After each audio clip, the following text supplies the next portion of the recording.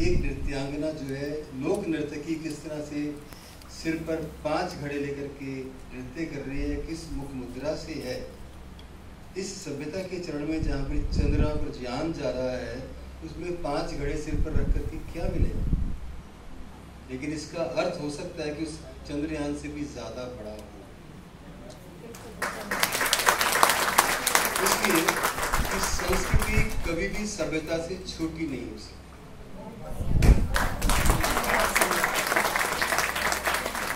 उस संस्कृति का संरक्षण हमें करते रहना चाहिए।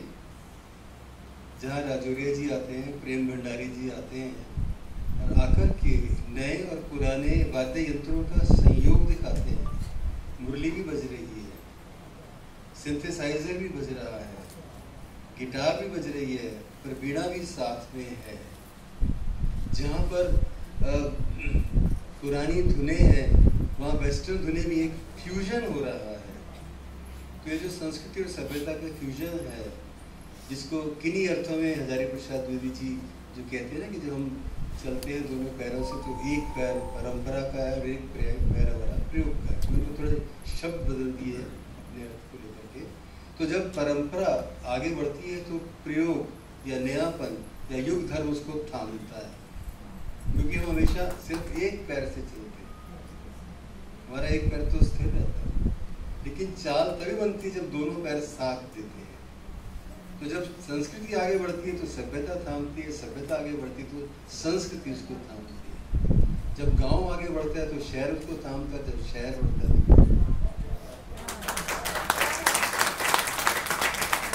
जब पिता आगे बढ़ता है तो माँ उसको थामती है, और जब माँ आगे बढ़ती है तो पिता को थामना ही चाहिए। तो इस संस्कृति और सभ्यता का ये जो चरण है, जहाँ पर आप कविता के माध्यम से अपने आप को अभिव्यक्त कर रहे हैं। दुनिया का सबसे बड़ा संकट मैं मानता हूँ कि अपने आप को अभिव्यक्त करना है, कि हम अपने आप को सही सही अभिव्यक्त नहीं कर पाते। हम जो कहना चाहते हैं वो कहाँ कहें, कौन है जो ऐसा प्लेटफॉर्म देगा इस पटल की भांति जो कहे कि आओ नए पुराने सभी कवि मिलकर आओ, अपनी रचनाएं लेकर आओ और बता दो सबको कि आप क्या अभिव्यक्त करना चाहते हैं। अब इसके साथ एक शर्त जुड़ी होती है जो कवियों को, रचनाकारों को ध्यान रखने की होती है कि जो अभिव्यक्त किया जा रहा है उसमें संप्रेषण की ताकत हो, वो कन्वे हो सके। आपकी शैली, आपका शिल्प, आपकी भाषा, आपका उद्देश्य, लक्ष्य ऐसे होने चाहिए कि वो उस तक पहुंच सके। तो ये जो चीज़ है ये सीखने की होती है, वो यहीं आकर सीखते हैं। जहाँ ऐसे ऐसे विद्वान बैठते हैं, प्रोफेसर साहब सामने बैठे हुए हैं, मैं उनके सामने क्या कहूँ।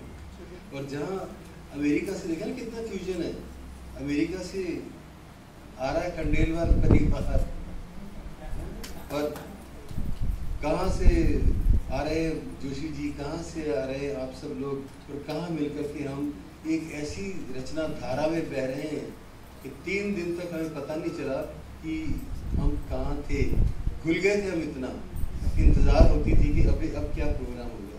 सुबह 8 बजे से लोग तैयार हैं कि मेरी कविता का नंबर नहीं आया, मुझे कविता सुनानी है। भले ही उसकी कविता पर रोक लगाई जा रही है कि 3 मिनट हो गए, 2.5 मिनट हो गए। हालांकि बहुत ये अच्छा नहीं है, लेकिन क्या है कि मजबूरी हो जाती है। और बल्कि मेरे जैसे लोग तो जब कभी कभी समीक्षा करते हैं तो थोड़ा सा कभी कभी थोड़ा सा सच बोलना बहुत अच्छा नहीं होता है, उसमें कई लोग नाराज़ हो जाते हैं। तो हो सकता है मैंने भी कभी समीक्षा को ऐसा कुछ कह दिया हो, तो औरों का तो पता ही, लेकिन एक बेटी हमारी ज़रूर नाराज़ हो गई थी। उसको मैंने देख लिया कि पहले दिन वो मेरे साथ फ़ोटोज़ खिंचवा रही थी, भाग भाग कर आ रही थी। आज सुबह उसने जैसे मुझे देखा तो एकदम से ऐसे मुँह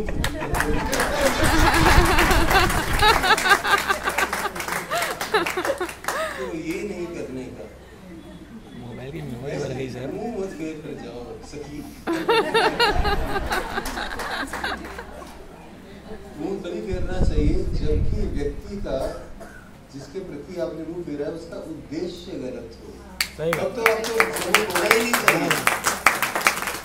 कोई कितने प्यार से कुछ भी कह रहा हो, आग्रह से कह रहा हो, आपको ललचा रहा हो, लेकिन उसका उद्देश्य अगर आपको पता चल जाए कि अच्छा नहीं है तो मुंह जरूर फेरिए। ये संस्कृत संस्कृति है।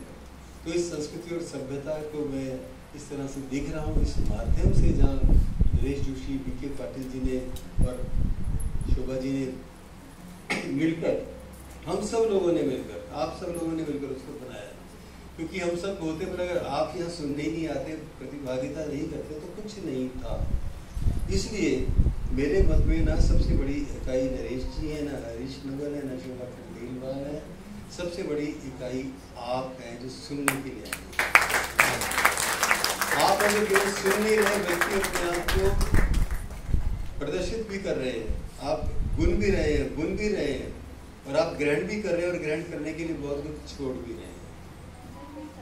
तो मैं पूरे पटल की ओर से, चूंकि देखिए हमारे यहाँ 50 तो आपको नजर आ रही है, ये सारी